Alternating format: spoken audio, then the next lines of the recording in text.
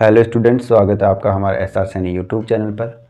आज की क्लास में अपन डिस्कस करेंगे चैप्टर नंबर 6 ट्राइंगल्स त्रिभुज के बारे में।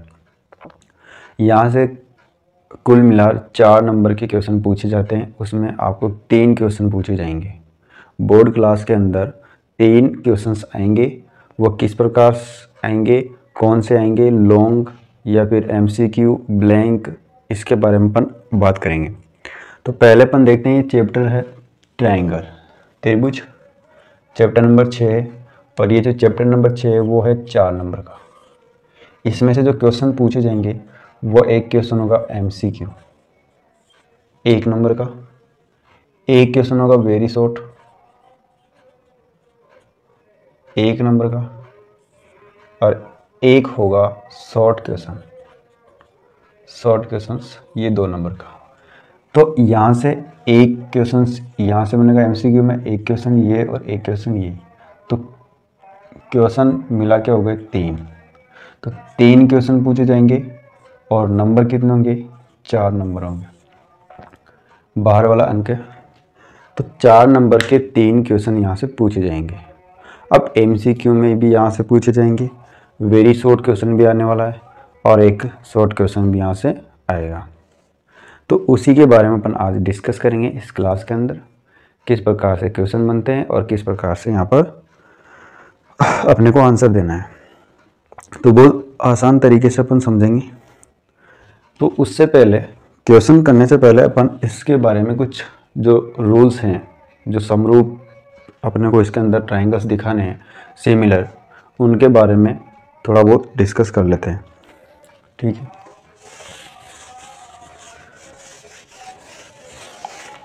तो यहाँ पर समरूप को समझने से पहले अपन एक चीज़ समझते हैं, कॉन्ग्रेंट। क्या समझते हैं? कॉन्ग्रेंट समझते हैं। कॉन्ग्रेंट का मतलब सर्वांशम। ऐसी दो आकृतियाँ हैं। अब आकृति कोई सी हो सकती है, जैसे ट्रायंगल हो सकता है, सर्कल हो सकता है, स्क्वायर हो सकता है, कुछ भी डायग्राम हो सकता है, कुछ भी आकृति हो सकती है। कॉन्ग्रेंट का मतलब होता है कि कोई सी भी 2 आकृतियाँ, उनका जो शेप और साइज दोनों क्या होनी चाहिए, समान होनी चाहिए। शेप और साइज दोनों क्या होनी चाहिए, समान होनी चाहिए। तो उसको अपन कॉन्ग्रेंट कहेंगे।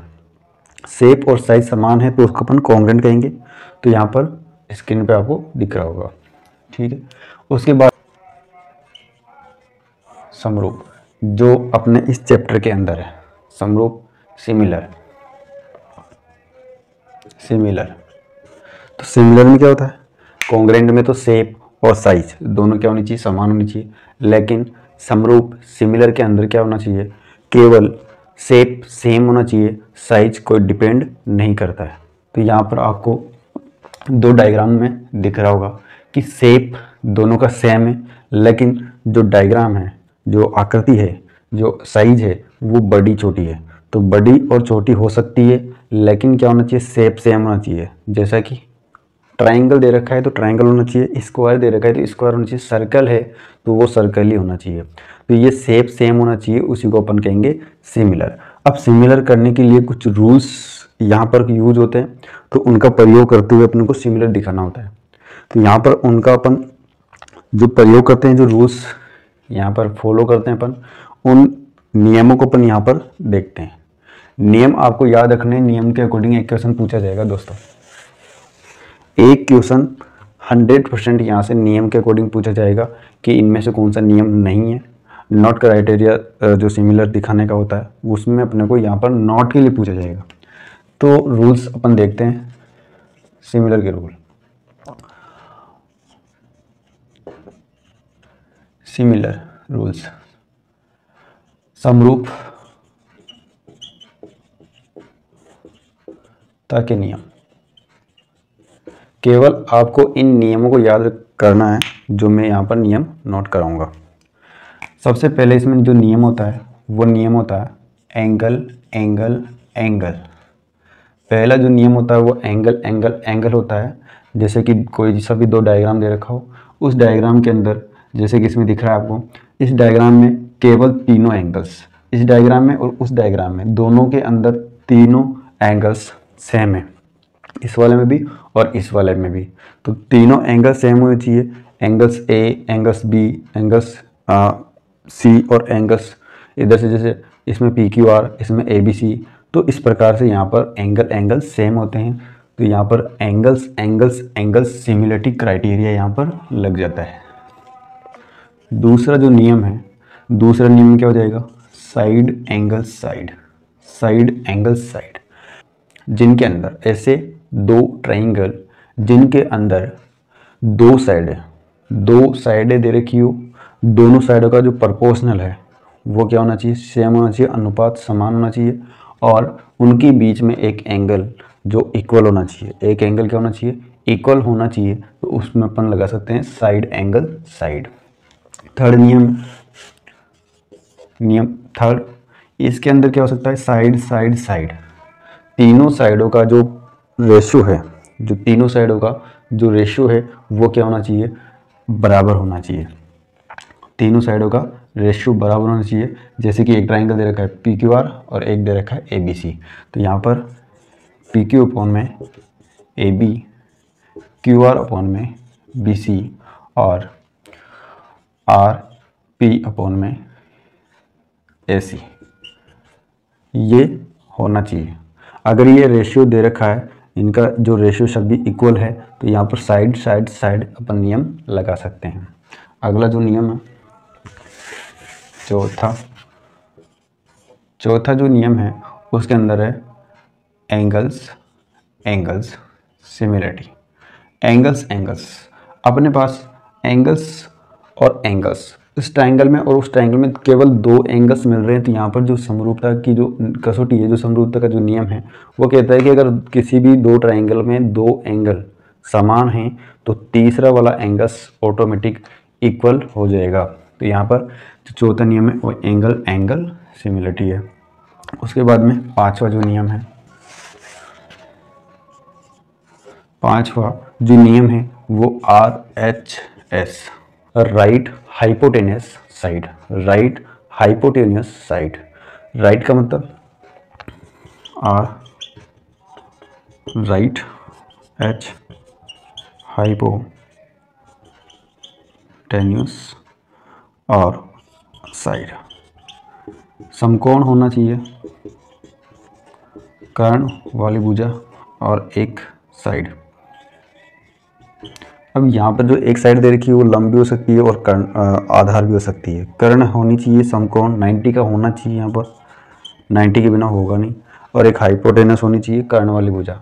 अगर ये तीनों अपने को किसी भी दो ट्रायंगल में मिल रही है तो अपन क्या लगा सकते हैं, वहाँ पे रूल RHS का रूल अप्लाई कर सकते हैं। यहाँ पर जो मैंने 5 नियम बताए देखते हैं। तो क्वेश्चन से अपना, निम्न में से कौन सी समरूपता की कसौटी नहीं है, निम्न में से कौन सी समरूपता की कसौटी नहीं है, इसके ऊपर अपन एक नियम देखते हैं। तो which of the following is not criteria of isomorphism. तो यहाँ पर जो मैंने नियम बताए थे उसमें से देखो, जो मैंने नियम बताया था वो एंगल्स वाला नियम है, तो यहाँ पर नहीं है पूछा है। इस चीज़ का ध्यान रखना, नॉट, इस चीज़ का खास कर ध्यान रखना है, क्योंकि नॉट के अकॉर्डिंग पूछेगा, यहाँ पर यस नहीं पूछेगा। यस में अगर क्वेश्चंस बनाएगा तो वो आपको ऑप्शन में ऐसा बनाएगा नहीं, तो आपको नोट का ध्यान रखना है। तो एंगल्स हमने पढ़ा है, साइड हमने पढ़ा है, साइड एंगल साइड हमने पढ़ा है। तो यहाँ पर कौन सा नहीं पढ़ा, एंगल साइड, ये नियम नहीं होता दोस्तों। तो यहाँ पर जो गलत हो जाएगा वो कौन सा हो जाएगा, ऑप्शन नंबर डी। तो ये एक आसान क्वेश्चन बनेगा और आपको इसको कंटेस्ट से याद करना है, नियमों को याद कर लो, ये कभी गलत नहीं होगा। सेकंड क्वेश्चन है, triangle ABC similar triangles PQR हैं तो सत्य कथन है। Triangle ABC triangles PQR are true statement, क्या बताना है, ट्रू स्टेटमेंट बताना है। तो यहाँ पर से अपन देखें, जब भी ट्राइंगल्स ABC सिमिलर होगा ट्राइंगल्स PQR, तो अपन यहाँ पर देखो, यहाँ पर सारे एंगल्स दे रखे हैं, तो साइड का कोई काम नहीं है, तो साइड अपन देखेंगे नहीं। साइडों का जो समानुपाती है वो प्रोपोर्शनल वो नहीं लेंगे अपन, एंगल्स लेंगे। तो एंगल्स A एंगल्स P के इक्वल आएगा, एंगल्स B एंगल्स Q के इक्वल, और एंगल्स C एंगल्स R के इक्वल। अब यहाँ पर अपने को पूछा है ट्रू, अपने को क्या पूछा है, ट्रू स्टेटमेंट पूछा है तो यहाँ पर जो इन तीनों में से इस ऑप्शन में जो मिल रहा है वही अपना ट्रू हो जाएगा।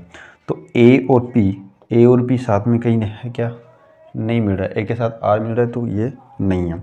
बी के साथ क्यू, ऐसा ऑप्शन है, बी के साथ आर है, यहाँ क्यू के साथ सी है, तो बी के साथ क्यू, ऑप्शन नंबर डी मिल रहा है। सी के साथ आर, सी के साथ यहाँ पर क्यू है, तो आर नहीं है।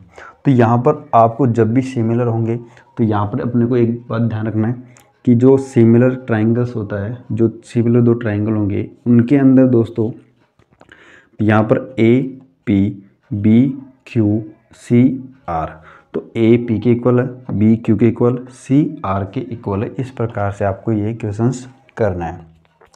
तो यहाँ पर पहला तो नियम के अकॉर्डिंग है, दूसरा वाला यहाँ पर ट्रू है, जो कथन स्टेटमेंट दे रखा है उसको अपने को चेक करना है। तो चेक इस प्रकार से करना है, आपको डायरेक्ट चेक नहीं करना है, क्योंकि यहाँ पर आप इसको एक फॉर्मेट बना लेना और इस फॉर्मेट में से जो भी आपको यहाँ पर मिल जाए उसका ऑप्शन टिक कर देना। देखते हैं क्वेश्चन नंबर 3। क्वेश्चन नंबर 3 में दे रखा है कि त्रिभुज पी क्यू आर व त्रिभुज डी ई एफ में कोण डी बराबर कोण क्यू और कोण आर बराबर कोण ई तो निम्न में सत्य हैं। ट्रू बताना है। ट्रू यहाँ पर हो सकता है फॉल्स पूछे या फिर ट्रू पूछे, तो ट्रू फॉल्स के अकॉर्डिंग यहाँ पर अपने को क्वेश्चन पूछेगा। यहाँ पर क्वेश्चन दे रखा है ट्रू, सत्य पूछा है, तो सत्य इन चार ऑप्शन में से अपने को सत्य ढूंढना है। अब सत्य ये वाला होगा या फिर ये वाला या फिर ये वाला या फिर ये वाला, चार ऑप्शन है, चार ऑप्शन में से अपने को ट्रू ऑप्शन ढूंढना है। तो यहाँ पर अपन देखते हैं, तो ट्राइंगल पी क्यू आर और ट्राइंगल डी ई एफ को अपने को यहाँ पर सिमिलर दिखाना है। जैसे अपन सिमिलर दिखाएंगे तो वहाँ पर अपन भुजाओं का अनुपात निकालेंगे, उनसे अपन यहाँ पर ऑप्शन चेक करेंगे। अब जो सबसे डाउटफुल जो क्वेश्चन रहता है वो क्वेश्चन यही है, इसमें बच्चे बहुत ज़्यादा गलत करते हैं। आज इस क्वेश्चन को इस प्रकार से बताऊंगा कि बच्चे कभी गलत नहीं करेंगे, ठीक है। तो आपको स्टेप बाय स्टेप इस क्वेश्चन को देखना है। तो यहाँ पर जो ट्राइंगल दे रखा है पी क्यू आर, सबसे पहले अपन एक ट्राइंगल, कोई सा भी इन दोनों में से कोई सा भी ट्राइंगल यहाँ पर रखना है, इसको इसी के सिमिलर दिखाना है। बिना डायग्राम बना के आप इसको सोल्व कर सकते हो। तो सबसे पहले जो ट्राइंगल है पी क्यू आर उसको मैंने इस साइड रखा है, सिमिलर का साइन लगाते हुए ट्राइंगल सेकंड वाला। अब सेकंड वाले को डायरेक्ट डी एफ रखना नहीं है, क्योंकि डी एफ हो सकता है पी के इक्वल है या नहीं है, क्यू के इक्वल कौन सा एंगल है ये अपने को वहाँ पर आगे देखना है। कंडीशन दे रखी है कि कौन डी किसके इक्वल है, कौन क्यू के इक्वल है। डी वाला क्यू के इक्वल है और क्यू की जो पोजीशन है फर्स्ट वाले में बीच में है। जो क्यू की जो पोजीशन है, इस पोजीशन को ध्यान से देखना है। क्यू की जो पोजीशन है, इस तीनों जो नाम दे रखे पी क्यू आर, इसमें क्यू की पोजीशन बीच में आ रही है, तो इधर जो डी एफ आएगा उसमें जो डी की पोजीशन होगी वो बीच में आएगी, जो डी की पोजीशन आएगी वो बीच में आएगी। तो यहाँ पर अपन एक खाली जगह छोड़ दें, तो यहाँ पर डी की पोजीशन क्यू के साथ में है, तो क्यू बीच में है, तो इधर भी डी भी बीच में आएगा। इसके साथ आगे वाली कंडीशन देखें आर, आर किसके इक्वल है, ई के इक्वल है। आर वाला कौन ई के इक्वल है, तो यहाँ पर आर कहाँ पर है, लास्ट में। आर की जो पोजीशन है वो लास्ट में है, तो यहाँ पर ई आने वाला है लास्ट में। अब कौन सा बचा, पी बचा, इधर कौन सा बचा, एफ बचा, तो पी के इक्वल कौन सा आ गया, एफ। पी के इक्वल कौन सा आएगा, एफ। अब यहाँ पर दो एंगल्स अपने पास दे रखे, तो एंगल सिमिलरिटी से क्या हो जाएंगे, ये दोनों समरूप हो जाएंगे। जैसे समरूप होंगे तो यहाँ पर अपन भुजाओं का अनुपात निकाल सकते हैं। अब भुजाओं का अनुपात निकालने से पहले अपने को ऑप्शन देखना है, पी क्यू आर वाली साइड ऊपर है या फिर डी ई एफ वाली। तो यहाँ पर अपन ऑप्शन में देखें, लगभग सभी ऑप्शन में डी ई एफ वाली ट्राइंगल वाली जो साइड है वो ऊपर है। तो यहाँ पर अपन को इसी के अकॉर्डिंग बनाते हुए यहाँ पर देखना है। तो भुजाओं का अनुपात देखें तो यहाँ पर एफ डी, जैसे मैंने फर्स्ट सेकंड देखा, यहाँ पर फर्स्ट सेकंड आपको देखना है। P Q equal second third D E, यहाँ पे आपको सेकंड थर्ड देखना है। Q R third first E F, तो यहाँ पर भी थर्ड फर्स्ट आर पी, ठीक है। ये बना अपने पास भुजाओं का अनुपात। अब आसानी से आप चेक कर सकते हो, एक एक ऑप्शन चेक करते हैं। तो यहाँ पर ई एफ, अब ई एफ वाला है ये रहा, ई एफ के नीचे कौन है, यहाँ पे आर पी है, यहाँ पे कौन है, पी आर है। तो यहाँ पर जो पहले आर आ रहा है बाद में पी है, लेकिन यहाँ पर पहले कौन है, पी, और बाद में कौन है, आर। तो ये पहला गलत हो चुका है। दूसरा अपन चेक करें तो डी ई, सेकंड चेक करने की जरूरत नहीं है अगर फर्स्ट वाला मैच नहीं हो रहा है तो। डी फिर भी चेक कर सकते हैं अपन, डी ई ये रहा, यहाँ पे पी क्यू है, यहाँ पर कौन आ रहा है, क्यू आ रहा है, तो ये पहला गलत ऑप्शन। सेकंड ऑप्शन देखें तो डी ई और पी क्यू है, डी ई और पी क्यू है या नहीं है, यहाँ पर क्या मिल रहा है, क्यू आर। अगला देखें तो ई एफ, ये रहा ई एफ ठीक है, आर भी ठीक है, मतलब ये वाला ठीक है लेकिन ये वाला इसके इक्वल नहीं है, तो ये ऑप्शन भी गलत। डी ई है क्या कहीं, डी ये रहा, डी अपॉन में क्यू आर ठीक है, ये यहाँ पर ठीक है। डी एफ देखो यहाँ पर क्या है, एफ डी है, यहाँ पर क्या मिल रहा है, डी एफ, और इधर से पी क्यू, तो नीचे वाला सेम है लेकिन ऊपर वाला सीक्वेंस ऑर्डर में गलत है। अब देखो ऑर्डर इतना महत्वपूर्ण है, ऑर्डर इतना महत्वपूर्ण है कि इसमें ऑर्डर के अकॉर्डिंग यहाँ पर ऑप्शन गलत हो रहा है, तो आपको ऑर्डर का निश्चित ही ध्यान रखना है, ठीक है। तो ऑप्शन नंबर सी भी गलत, तो बचा कौन सा, ऑप्शन नंबर डी। तो इसको अपन चेक भी कर सकते हैं, चेक करें तो ई एफ आर पी ठीक है, डी ई क्यू आर, तो यहाँ पर ये बना ऑप्शन ई, ये वाला काम नहीं आएगा, तो यहाँ पर ये ऑप्शन करेक्ट है, ऑप्शन नंबर डी। आगे देखते हैं अपन यूज बाय बीपीटी। बीपीटी क्या होती है, बीपीटी कैसे यूज़ करेंगे, कौन कौन सी क्वेश्चन में ये बीपीटी यहाँ पर यूज़ होती है। तो बीपीटी का मतलब अपन समझते हैं, यूज बाय बीपीटी, बीपीटी की फुल फॉर्म होती है बेसिक प्रोपोर्शनलिटी थ्योरम, आधारभूत समानुपाती प्रमेय। ये इस ट्रायंगल में लगती है, जैसा कि ये ट्रायंगल दे रखा है, इस ट्रायंगल के अकॉर्डिंग यहाँ पर एक भुजा दूसरी भुजा के समांतर है, तो ट्रायंगल एबीसी दे रखा है, और उस ट्रायंगल में जो डी ई को जो पॉइंट दे रखा है, ए बी का मिड पॉइंट डी है और ए सी का मिड पॉइंट कौन है, ई पॉइंट है। तो यहाँ पर डी ई किसके समांतर है, बी सी के समांतर है। जब भी डी ई पॉइंट, डी वाली जो लाइन होगी वो अगर बी सी के समांतर है तो अपन वहाँ पर लगाएंगे बीपीटी, वहाँ पर क्या यूज़ करेंगे, बीपीटी। तो बीपीटी के अकॉर्डिंग क्या हो जाएगा, इन जो साइड है, अब साइड का जो 3 रेशियो होगा और 3 का आप उल्टा करो तो 3 और बन जाएंगे, तो 6 रेशियो यहाँ पर बनते हैं। अब 6 रेशियो में आपको किसी भी तरीके से वो क्वेश्चन पूछ सकता है, ठीक है। आपको किस प्रकार से घुमा के क्वेश्चन पूछे, कौन सी वाली साइड देगा, कौन सी वाली साइड नहीं देगा, वो कोई सी भी साइड आपको दे सकता है, कोई सी भी साइड वो छोड़ सकता है। तो आपको एक साइड की वैल्यू यहाँ से निकालनी होगी, और ये क्वेश्चन भी बनेगा MCQ में। यहाँ पर बीपीटी का यूज़ करते हुए अपने को आगे क्वेश्चन भी करने हैं, ठीक है। तो ये बीपीटी के 3 फॉर्मेट है, और ये 3 फॉर्मेट आपको याद करने हैं। तीनों का अगर आप उल्टा करो तो 3 और मिल जाएंगे, तो 6 हो जाएंगे। 6 फॉर्मेट है तो आपको याद केवल 3 ही करने हैं, ठीक है। तो देखते हैं क्वेश्चन नंबर 4। क्वेश्चन नंबर 4 में दे रखा है कि दी गई आकृति में X Y parallel Q R, P Q upon में एक्स क्यू इक्वल टू 7/3 तथा P R equal to 6.3 centimetre, तो वाई आर के बराबर है। वाई आर के बराबर क्या वैल्यू आएगी, ये वैल्यू अपन को निकालनी है। तो यहाँ पर देखिए अपन पी क्यू की वैल्यू देखिए 7, एक्स क्यू 3 है, इधर से पी आर की वैल्यू दे रखी 6.3। अब जो निकालनी है वो वाई आर है, वाई आर की वैल्यू अपन एक्स रखें, एक्स मिटा दो, यहाँ पर एक्स पहले से दे रखा है तो यहाँ पर अपन ए रख देते हैं, ठीक है। तो ए की वैल्यू निकालनी है, ए किसके बराबर होगा, या फिर वाई आर अपन वैसा का वैसा रख सकते हैं। तो जब भी ये वाली कंडीशन क्वेश्चन में होगी, X Y parallel Q R, ये वाली लाइन इसके पैरेलल हो, तो अपने पास एक मेथड है बीपीटी।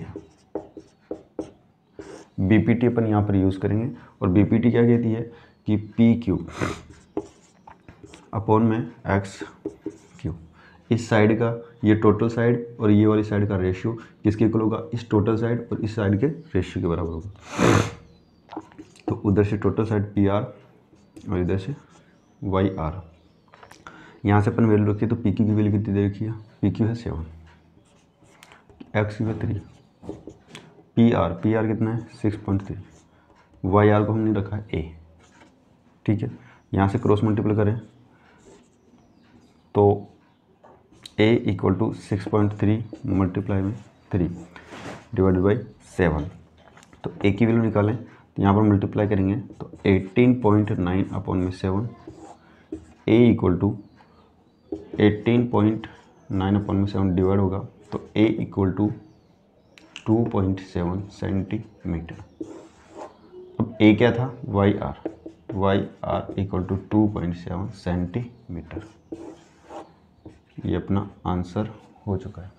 तो इसी प्रकार से ये 4 क्वेश्चन हमने MCQ में बनाए यहाँ पर। तो आगे जो शॉर्ट क्वेश्चंस और लॉन्ग क्वेश्चंस है वो आगे अपन अगले वीडियो में बात करेंगे। तो ज़्यादा से ज़्यादा इस वीडियो को शेयर करें